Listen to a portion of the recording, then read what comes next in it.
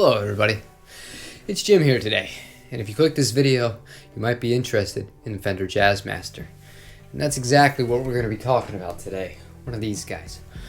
I want to set a few ground rules here. I'm going to be doing this for a bunch of different guitar models and different makes obviously as well. I'm not going to be doing any playing of these guitars in these demos. If you're interested in hearing this guitar or other Jazzmasters, I'll leave a link to this one up here if you want. You can click on that. But I have plenty of other demos, and I'm sure that there's a billion other people who have played these guitars and given you sound examples already on this website. So, why would you want one of these things? What makes it interesting? What do I love about it? What do I not love about it? I'm going to tell you everything I think just from the heart, and you can come to your own conclusions from there. To begin with, the Jazzmaster, in my case and in many other cases, is kind of the easiest transition into an offset guitar if you're somebody that traditionally plays a Stratocaster or even a Telecaster. It has the full 25.5-inch scale length on it, so when you're sitting and you're playing it, it feels a lot more at home than something like a Mustang or a Jaguar, which has the 24-inch scale length to it. Another thing this has going for it compared to the two other offsets, if you're somebody that's used to a traditional style Fender, it only has the one rhythm circuit on it. You don't have all the extra switches and options that you do on a Mustang or on a Jaguar more specifically. That's the most complicated of the three. And don't worry, we'll get to the Jaguar. But you have a three-way toggle switch, two pickups, and this amazing vibrato system, which to me is one of the biggest selling points of this instrument. And the last thing I want to mention here when it comes to the actual parts on this guitar that stand out are the pickups. Now, not all Jazzmasters are created equal. A lot of guitars have what appear to be Jazzmaster pickups, and no, these are not P90s. Again, I made a video on that. If you're interested, boom, right up there. I showed you how different those two guitars can sound with P90s versus traditional Jazzmaster pickups. However, that being said, Fender themselves, I think of guitars like the classic players. Those aren't true Jazzmaster pickups. The ones that come on the Cabronita thin line, not traditional Jazzmaster pickups. And those are all cool. You can get cool tones out of all of those. But for this exact video here, and the premise of what I'm trying to go for with this is looking at the actual baseline design and the baseline tones. You don't have staggered pole pieces. They're flat. These are just big old single coil pickups. You also have the 1 meg pot, and to me that is one thing that makes the Jazzmaster sound. Without the 1 meg pot, you lose a lot of that sparkle, because if you put in a 250K, which is what comes in a Stratocaster or a Tele, you're going to take all of the life out of this guitar based solely on how these pickups are designed and wound versus a Telecaster or a Strat.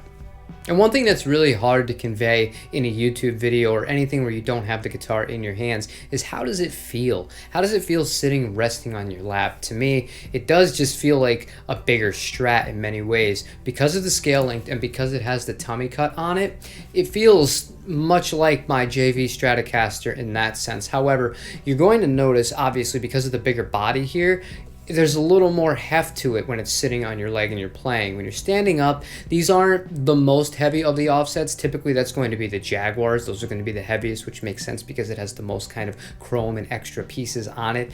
But this guitar is by no means light, and if you're able to find a lightweight example of it, consider yourself lucky. When I say light, I mean 7.5 pounds, something like that. You'd be in really good shape at that point, so long as it's made out of a quality wood. Now, when it comes to the tones of this instrument, it's important to know the history of the guitar as far as the sales go.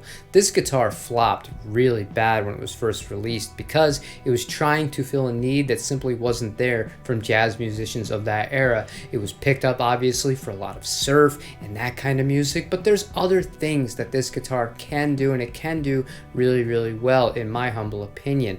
It's not just limited to shoegaze, and it's not just limited to indie. It's not limited to any of that kind of stuff, regardless of the current trends that people buy these guitars to play them with. And that's fine if that's what you want to buy it for. However, what I think this guitar's strongest suit is tonally: clean neck pickup, boom.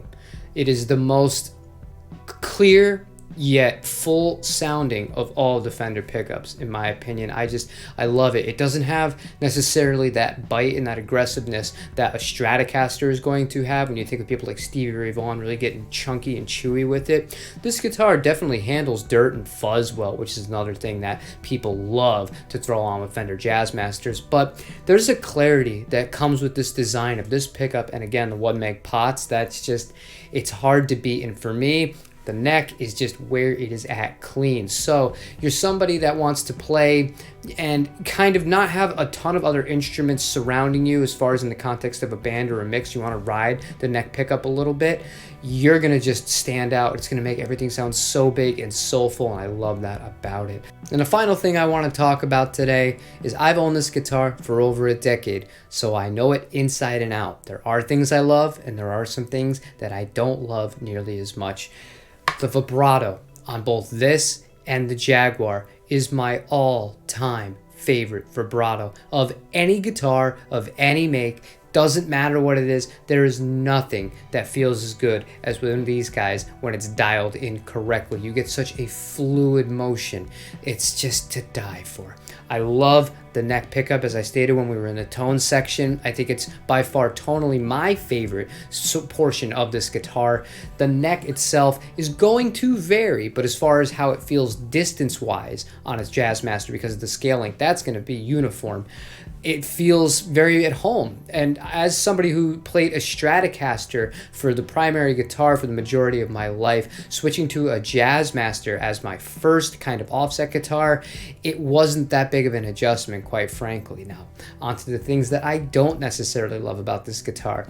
To this day, I do not care for the bridge pickup. I know that there's some people that do, and they throw on tons of gain and tons of fuzz if that's your kind of thing.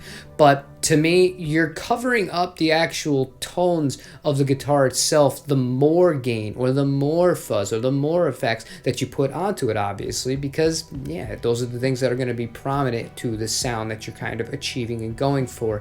I think that it works really well with fuzz because it is so cutting and it is really ice picky on this bridge pickup that when you have that oversaturation, kind of like a velvet fuzz especially, just absolutely amazing. A silicone-based fuzz is a really good match for this kind of instrument. But outside of that, clean.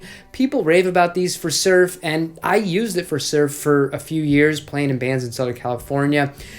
There are other guitars that I just prefer better. Honestly, I would even rather just use the Strat if I was just going to be going for bridge pickup tones. I just prefer it a little bit more than that. The actual weight of the guitar is something that's about average. I typically prefer guitars that are under 8 pounds, but obviously exceptions are made. If you love a guitar enough, then you can get past that. But it's one of those things where if you're going into looking for a guitar and weight is an important thing to you, just know that these average around 8 pounds. But I mean, all in all here, this is a really good guitar model. If you can find one in person, I highly recommend that you check one out. Give it a chance. It's not my favorite guitar. It's not even my favorite Fender offset, but I can absolutely see the appeal to it, and I just thought I would give you my 2 cents like I do in all these videos, having had this thing for quite some time. That's going to be where I'm going to wrap this up. Next week, I think it's only appropriate that we go to the Fender Jaguar. But before we go, I'm going to address a few things here. First of all, I didn't dress up for this video. We got back from my daughter's first graduation ceremony, and I never got changed. I turned the camera on, just got to rolling. Second of all, I created a Rumble account. So all the videos are still going to come to YouTube, but there's going to be some things that are going to be exclusive to there. I'm going to have more information on why I did that and things that you can expect to see on Rumble in the next coming days. But just know if you go over there and all of a sudden you're seeing some of the same videos, you're like, wait a second, what's he doing here? Yeah, we're going to do both just to cover our bases here and try to expand to a bigger audience that way. However, let me know what you think about Fender Jazzmasters. If you're disappointed I didn't play this, I do apologize, but I did warn you in the first 15 to 20 seconds of this video that I wasn't going to be doing that. So leave a like, comment, subscribe, and I'll see you tomorrow for a different guitar related video. Take it easy, everybody.